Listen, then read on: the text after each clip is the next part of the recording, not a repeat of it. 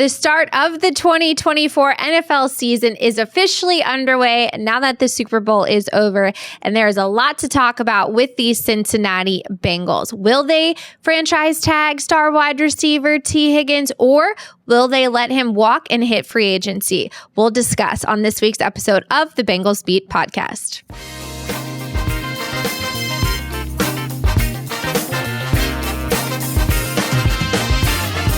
Everyone, welcome back to the Cincinnati Enquirer studios downtown in Cincinnati. I'm your host, Kelsey Conway, here at the studio with podcast producers Sam Green and Phil Diddy, and we are back. We took some time off the season after we went to the Senior Bowl, and if you missed those episodes, I have a Q&A with Bengals Director of Personnel Duke Tobin and Bengals Director of College Scouting, Mike Potts, that is available wherever you get your podcast. So if you want some draft information from Mike Potts, he got you covered there. And it was a great conversation with Duke Tobin, and we went through the entire roster. But today we are going to talk about the Bengals and where things stand at this point in the offseason. As I just mentioned, the offseason is now officially underway.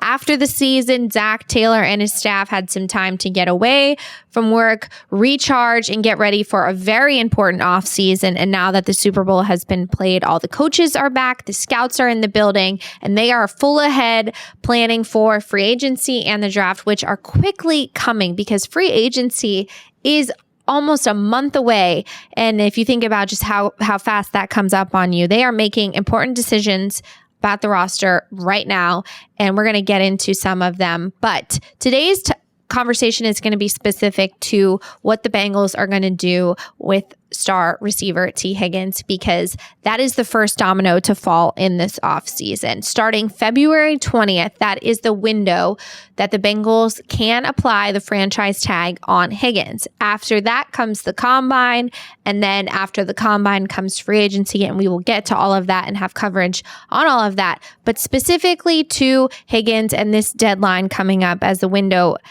starts on February 20th, will they decide to place the tag on him, or will they decide to let him become a free agent? We're going to talk about it here.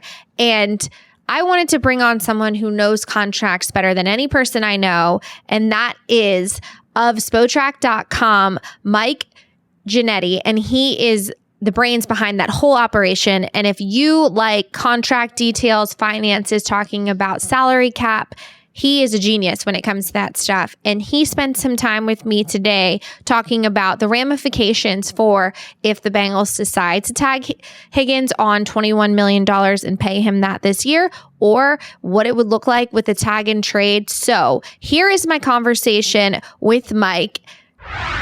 And now joining me is someone we've had on the show before, and that is Mike Ginnitti from Spotrac, which is, if you were looking for any information regarding player, professional athlete, contracts, and financials, this is where you want to go. I use this site all the time. I know that a lot of other reporters and fans like to look into what contracts look like, and this is the place to go. So, Mike, first of all, thank you so much for joining me. I'm super excited to have you back on the show because the last time you came on, we were talking about the Burrow contract, and it was one of my favorite podcast episodes because of how much you explained everything. So thank you so much for taking some time today to talk with me. My pleasure. Yeah, it's a big off season in Cincinnati, so there's plenty more to get to for sure. I know, and so it's funny you say that because it's like the Super Bowl happens, and then it's like the next day, essentially, like that starts the 2024 season. Even though like the league year doesn't really start until free agency, of course, but there's still a lot to talk about. And I think it's interesting because as a reporter, it feels like you say every year, like this is a big off season for your team that you're covering. But for Cincinnati, I think it's really interesting because of where they were before the Joe Burrow contract, the Chiefs winning again, and what now comes. And I think there's a couple things I wanted to hit on. We're mostly going to talk about Tee Higgins, the franchise tag in this episode, but in specific to the Bengals, Patrick Mahomes winning that Super Bowl with the third largest cap hit, I think changed a lot of narratives that teams cannot win the whole thing with these big quarterback contracts. And now the Bengals have to start planning for that. But so much of that is decisions you make and who you move on from, and like the Chiefs moving on from Tyreek Hill. So the Bengals kind of find themselves in an off season that's different, because last year the focus was on the quarterback's contract. Now they've got that done and out of the way, and now the focus is on the rest of the team and the receivers. So I want to start out by talking about the franchise tag. In a couple of weeks, the window is going to open for teams to apply the franchise tag on a player if they choose to do so. There's been a lot of conversation over the last couple of months of what are the Bengals going to do with Tee Higgins. I was at the Senior Bowl, and from everyone I talked to, it seemed like the likelihood of them applying the tag on T is expected. And it honestly kind of surprised me, because I reported prior to the start of the season that, in talking to sources all over the league, that the Bengals did not get close with Tee Higgins last offseason. And that signaled to me that the two, there wasn't going to be a future there. And that was also told to me that he wasn't believed to be in their future plans from multiple sources there. But here we are, and it seems like all signs point to them at least placing the tag on him. And we'll get into the layers of that. But what do you think, based off of the way you've seen teams at the highest level build around these hefty quarterback contracts, what do you anticipate the Bengals doing with Tee Higgins in terms of if you think they're going to apply the franchise tag or not? It seems like it's a foregone conclusion. I agree with you. I think it's been back and forth. And I think the proper way forward financially is probably a bit of a 50-50 decision, because you know what's coming on the back of this, right? With Ja'Marr Chase, with DJ Reader. There's a lot of other mouths to feed here, likely this season. So it's probably not an easy decision, but I do believe that because of what we just saw with Kansas City and with Buffalo and with Miami, right? And now with Houston and with Baltimore, you just can't take a step back right now unless you have Tee Higgins covered on your roster. I'm not sure they do. Maybe they will in April. Maybe the plan is to reset this thing from a rookie contract standpoint in April, and then pay Ja'Marr Chase shortly after that and run forward. But I think right now the easy decision is just slap the $21 million on Tee Higgins. You have the cap space to do so. Not many teams do, by the way, right now. So that is a benefit that Cincinnati has afforded themselves. And it'll be a Jesse Bates type situation where they weren't close with Jesse Bates. They didn't even get into the stratosphere with where he landed in Atlanta, right? I mean, it wasn't even in the same ballpark. And that's probably how they assessed Tee Higgins. He didn't have the greatest season, so maybe they lowball a multi-year extension somewhere in the $16 million per year range. That would probably go well with whatever Ja'Marr Chase is about to do, right? It's probably a half of what Ja'Marr Chase is about to secure at 31, 32 million a year. So a low ball offer, an absolute franchise tag for 1 year, and then he probably walks away just like Jesse Bates did a year ago. So let's talk a little bit about what happens if they do place the tag on him, how that affects the rest of the Bengals salary cap. I mean, you just briefly brought it up, but how does that affect if they are going to say, we are comfortable paying him $21 million for one more season? How does that affect what they can do in free agency? Because they have a lot of other holes that you could argue they could use that money. That money could be better served covering other positions. So let's take a little bit of a look at how paying Tee Higgins $21 million for one season would affect what they can do in free agency here in a month. So we got about 56 million to work with once we talk about, some of the minimum salaries and tenders that come over the next couple of weeks here.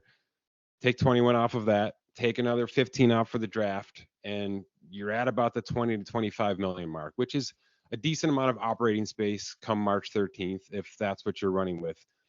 This is just how contenders work. You're not going to have major contenders with a quarterback under contract that are going to be flush with the amount of cap space you need to go and make a huge splash in free agency. So the Chiefs really are the model right now. This is year 2 of now Joe Burrow. It hasn't really gotten to the catastrophic cap hit number yet. It's going to get there soon, but the issue I see with Cincinnati isn't can they spend or will they have the capital to spend? It's are they willing to do what it takes? And the conversation with that turns to restructuring contracts and cap conversion, something this front office just doesn't do.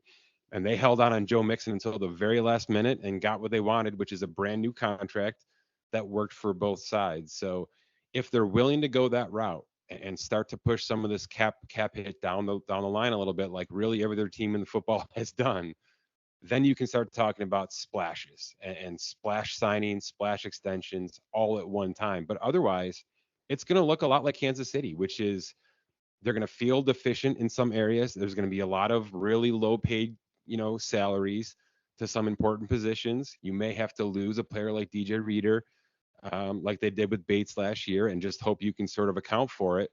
But this is how it operates. And Cincinnati, failing to restructure contracts with any kind of brevity has been something I'm monitoring, because I'm not sure that you can pay Joe Burrow and pay Jamar Chase and pay a left tackle like they've done and try to keep a right tackle with some sort of experience and not move cap down the line and try to stay afloat. So it's fascinating to me that to me is why it's a big offseason. It really has nothing to do with Jamar Chase and 100 million and wherever we're going there. It's the nerdiness of, will this team actually change their course a little bit and start to play like everybody else is, which is not that the cap isn't real, right? But for now, we need to make it go away. We need to make this cap space work in our favor so that we can contend in 2024 alone. I have a couple of follow-up questions. So if they are to place the tag on Tee Higgins this year, so what you're saying is that fans should temper their expectations of a shopping spree in free agency. And the reason I bring that up is because of some of the holes that the Bengals have, whether it be at defensive tackle, safety. They now need a safety because it didn't quite work out with Dax Hill. I know they're not going to give up on him, but I'm not sure that they view him as the starting free safety of the future.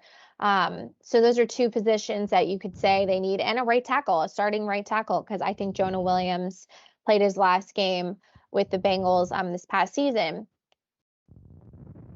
3 years ago, they had a big off season, and in the year that they signed Mike Hilton, Chidobe Awuzie, and Trey Hendrickson, and they nailed that free agency, and it totally worked itself into a big reason why they went to the Super Bowl the next year. Are they not able to do something like that if you place the $21 million tag on Tee Higgins? It certainly makes it harder. I'm not going to say it's impossible, because like I said, you start to do the math and you subtract out the 21, you subtract out some of the restricted tenders and things like that, and you're not at zero and you're not in the negatives. So you're a heck of a lot better off than half the league. Let's put it that way. So can they move some things around? Maybe there's a couple of releases that can help that over the next couple of weeks. Tempering is the right word. I wouldn't say, bury it. The idea of bringing in 2 to 3 players, like you mentioned, to sort of reset this thing a little bit, because I do think every team should consider doing that. It's not, complacency is a problem in this league for some organizations. And if you're not willing to restructure, then you're going to have to release to get to stay comfortable. But tempering is the right word. It's not going to be splashy in terms of how it looks right now. But if you can subtract a little bit and free up a little bit more cap space to where you're in the 30s come March 13th, then you can make some things happen. Because remember, anyone you sign, generally speaking, that first year of the contract isn't going to be a huge cap hit. So you can make it work in year 1. It's year 2 generally where the pain starts to set in. Whose contracts on Cincinnati's current roster have you looked at and said this could be one where they potentially either have to restructure or move on from, because they did restructure Trey Hendrickson's contract before training camp last year? They did. And it's, that's still one of the higher cap hits on the entire roster right now. So Burrow and Henderson are the only two over 20. At a situation where it's not so much players you want to move on from, it's just, can they push some of this in a signing bonus and make it all work? If they were any other team, Kelsey, I could free up $40 million with 5 of these restructures. I just know that's not how they want to do business. So Will some of these smaller pieces fall off the roster? Maybe. But I do think they like a lot of what they have in terms of their core players. This is not an expensive roster right now. They've done a really nice job with players like Hendrickson. And we talked about the Burrow contract. It's really set up for the next couple of seasons to work in the team's favor. So is there a way to move on from some situations? Maybe, but I do think that this is a roster that is largely intact, and some of the position groups that you mentioned just have to be replaced probably in April via the draft more than anything, with maybe one or two notable signings coming this March. But nothing crazy. It's more about, can you keep your own versus are we adding to stay up with the Chiefs? You just have to have a couple of things go right in your direction, and I think you're going to be just fine for the 2024. What about the notion of a tag and trade, and then option 3 would be to not apply the tag at all? What would that mean for the Bengals? It's rare. We've seen it, maybe every 1 or 2 years we see it come up in terms of being a possibility. We saw it with Devontae Adams, obviously with the Raiders and the Packers a couple years ago. It's certainly something that's on the table. It's not the best wide receiver free agent market, especially if Tee Higgins is tagged and taken off of that free agent market. It's a pretty good draft, though. So when you put those two things together, is it likely that a team will acquire Tee Higgins at $21 million and then, the wink, have to sign him immediately to an extension, because that's how every agent operates out there? It's possible. He's certainly one of the top 2 players becoming available right now. And if Cincinnati wants to do business in that regard, it's a smart way to operate. I really do think this is one of those situations they should at least consider after they slap the tag on him, because let's be honest, he's not going to sign this tag, right? It's going to be sitting out there. It's going to be an elephant in the room for a few months here, especially as it pertains to Jamar Chase and maybe bringing back Tyler Boyd on something team friendly as well. So there's a world where they're going to have time on their side, but they may have to entertain every single offer that's out there, including the possibility of moving him on that $21 million. What about the option of them not tagging him at all? What would have that $21 million allow them to do? Do you think that's an option at all, or not at this point? Yeah, I do. If you can roll into March 13th with 40 million plus, then you're a real player. You're a destination because of Joe Burrow. You're a destination because of the success you've had in the postseason, and you're flush with cap space. So you're in the situation where Houston and Detroit are falling into right now, where they're kind of the darlings that have everything: good draft assets, good cap space, essentially across the board. But you're letting Tee Higgins walk away for at what will be at best a 3rd round compensatory draft pick in 2025. So I'm not sure that's the risk they want to take. To your point, they're probably better off tagging him and immediately trying to trade him for better draft compensation than you would get in 2025, just letting him walk away. And if there is one year that, when you look at the Burrow contract, that you think, looking forward, what's going to be the year that contract really starts to hinder what they can do in terms of contracts for other people? Right. We just saw Mahomes win the whole thing at about 38 million. So the ceiling is changing because the salary cap for the league is going up at a really nice clip, and teams aren't afraid to have dead cap and large cap hits really throughout their entire season now. So looking at Burrow's contract, it's not even 30 million this year. It's about 46 next year, and then it's 48 and change the year after that. So those are the 3 years where, in a perfect world, you don't have to touch them at all. You don't have to do anything to them. You can just say, hey, we're dealing with this one singular gigantic cap hit, and we're gonna massage the roster around it appropriately to make it all work for us. That's the window. It's about 2 to 3 more seasons where Burrow's contract really doesn't hamper you too much when you're talking about percentage against the league cap, to hamper you from doing too much in terms of free agency and signing draft picks and all that. So it's not so much about that Burrow's under contract. It's what can you do now, because it's a race, right? It's a race to make sure that you can get this roster maximized and obviously maximize your success, and before this thing gets into a situation where you have to start all over from ground zero, like you're seeing in Dallas with Dak Prescott. It feels like that contract just happened an hour and a half ago, and we are again with the summer of Dak Prescott. Right. Right, for sure. Well, I know you have another meeting to get to, so I'm going to let you go. But thank you so much for stopping by and giving us all of this intel. And I look forward to being able to use your site to kind of guide me through the rest of the Bengals free agency. So thanks again, Mike. Thanks for having me, Kelsey. Well, I really enjoyed that conversation. And I want to point out a couple of things and get into it a little bit further here. So as mentioned in that episode with Mike, is that the Bengals have a decision to make. And when I was in the Senior Bowl, I had a chance to talk to scouts, coaches all over the league. And I picked a lot of brains about what does the tag look like? What's the positives and negatives of it? And it's shaping up to look very similar to the dilemma the Bengals were in with Jessie Bates last year. But the reason it's different is because the tag for a receiver is a way higher number.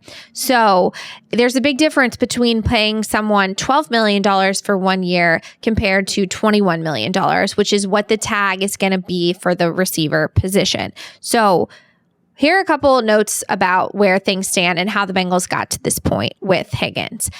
Going into the offseason last year, the biggest contract conversations the Bengals had were, how are we going to get a contract extension done for Joe Burrow? That was number one, starred, circled. That was the really important contract that they knew that they needed to get done. But they also were very aware of the fact that they have two number one receivers on their roster in Higgins and Jamar Chase. And I reported prior to the start of the season through sources all over the league that the Bengals did not get close with Higgins on an extension last offseason. And typically what that means is that it doesn't seem likely that this time around they're going to get closer. Usually in the first go around, if you don't get close, it doesn't signal that that could be something that gets worked out in the future. And if you followed the history pattern, the Bengals and Jessie Bates were unable to reach an extension prior to his last season in Cincinnati. He then played on the tag, but missed the whole offseason, didn't report for training camp. It was a whole situation. But then the year after playing on the tag, both sides realized they weren't even close on an extension. Jessie Bates hits free agency and signs with the Atlanta Falcons and gets a deal that he really wanted. So it ended up working out for him and the Bengals because they had one more year of one of their best defensive players and were able to make another run at the AFC Championship game. But the reason it's different with Higgins is because when you didn't get close, that means that the sides were too far apart.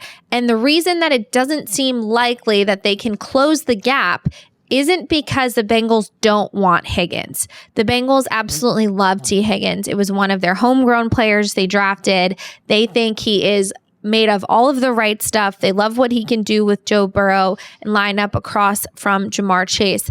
But Chase is the factor here. The Bengals knew that they were going to have to make a decision.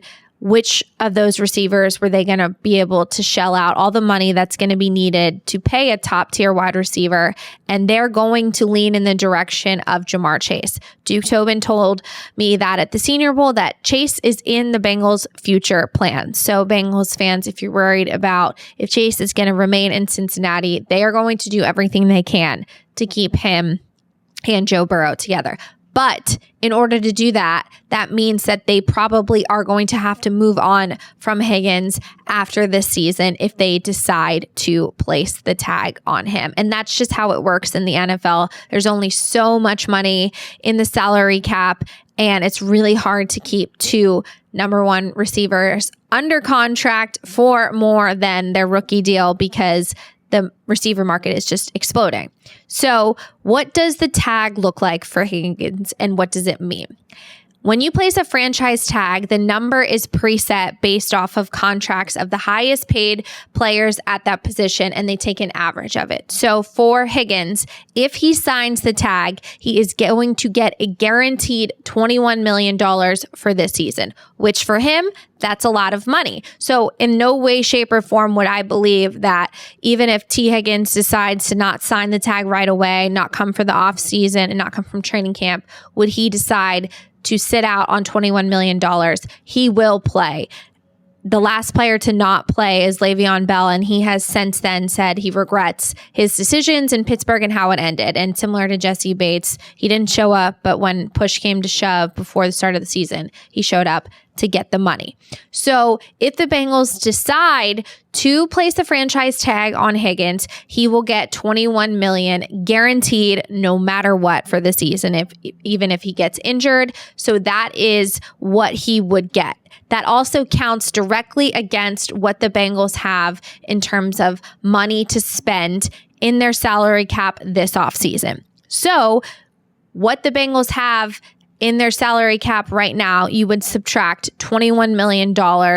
And then you would also have to subtract what they're going to have to pay their draft picks. So although it seems like the Bengals have a lot of money this offseason to spend, those are important factors to keep in mind when you look at the total salary cap number that the Bengals are going to have this offseason. They've got a lot of holes that they need to fix in order to stay in contention and try and make another run at a Super Bowl in terms of right tackle, defensive tackle, safety. Where do they fill those holes with not a ton of money? That's where they're really going to have to start hitting on these draft picks. And they believe that they can do that with last year's class getting them a lot of playing time and starters, and they'll have to hit again this year. But if you decide to tag Tee Higgins, yes, that means you get to keep one of your best players for one more year and make another run at a Super Bowl. But it means that you're going to miss out on potentially getting a top tier right tackle or a top defensive tackle. So the Bengals have to weigh their options in terms of how much do they value Tee Higgins? Are they willing to pay him that much money? And who can they now not get because they decided to tag Higgins? And again, it is not a matter of if the Bengals want to keep Higgins. They absolutely love him. So does Joe Burrow. But this is where tough decisions come into play when you have drafted and acquired a lot of good players. Sometimes you have to move on from really good players. So we will see what they do. There is also the option of a tag and trade. And what that means is the Bengals decide to put the tag on Tee Higgins to ensure he doesn't hit the market come the middle of March when free agency opens. But that doesn't mean that if another team is willing to come in and pay him the $21 million tag and negotiate a long-term extension for him, the Bengals would then get that money off their books and would also acquire draft picks, which is why, although it seems like the obvious decision, right? Because you would want to get something back if you're giving up one of your best players, that's a lot of money for someone to pay and give up draft picks. So teams might say, we're just going to wait one more year so that way we don't have to give up draft picks, but we're willing to pay him his long-term extension next year. So that's what you have to weigh pros and cons with a tag and trade. And that's why they don't happen that often, because you're giving up a lot of money and also draft picks, and teams do not like giving up draft picks and a lot of money. Usually you're comfortable giving up draft picks if you know that you are going to get something in return and you can plan for it. As you've seen teams trade for quarterbacks, it's always a hefty draft pick tag, but people plan for that. But with the tag and trade, they would have to pay Tee Higgins right away, and likely his agent wouldn't let him go play for another team unless there was an extension in place. So that's what you have to factor in there with the tag and trade. There's also two other options here, that the Bengals and Tee Higgins try again at an extension and they get closer and he's able to sign a deal and all is well, and they're able to keep Tee Higgins with Joe Burrow and Jamar Chase. That just doesn't seem likely, and based off of talking to sources, it seems like if the tag happens this year, that's likely the final year for Tee Higgins in Cincinnati. And then the fourth option is they decide to not tag him, and they say, we are going to let him hit the market because we think we need to use that money in other places, and we are betting on our ability to draft and develop more receivers. And they could very well do that. And so that's what they're trying to figure out right now. And they have some more time to figure it out. But those are the 4 options there. And if they were to let him walk and hit free agency and signs with another team, the Bengals will get a compensatory pick. But compensatory picks are also dependent on who else the Bengals acquire in free agency. So there is a lot there. It can get pretty confusing. There's a lot of different scenarios, and I will do my best to try and break it all down in some articles leading up to the day that the window opens and throughout the window until the Bengals decide to make a decision. But just wanted to preview that date coming up because it'll be here before you know it. And really appreciate Mike joining us today to help provide some more insight from a contract standpoint, because as he mentioned, this is a big offseason for the Bengals. Joe Burrow is betting on his contract not really hitting the salary cap in a way that hinders the team for a couple more seasons. So these are the seasons where they can really go out and acquire more talent around their team, but it's all going to depend on what they decide to do with Tee Higgins here in a couple weeks. All right, that is it for today's episode of the Bengals Beat Podcast. Thanks for tuning in. And like I said, we will be here every step of the way of a really important offseason, so be sure to keep it here, subscribe, and leave us comments on what you're looking for from us. We will try and make sure you have all your Bengals news all the time. All right.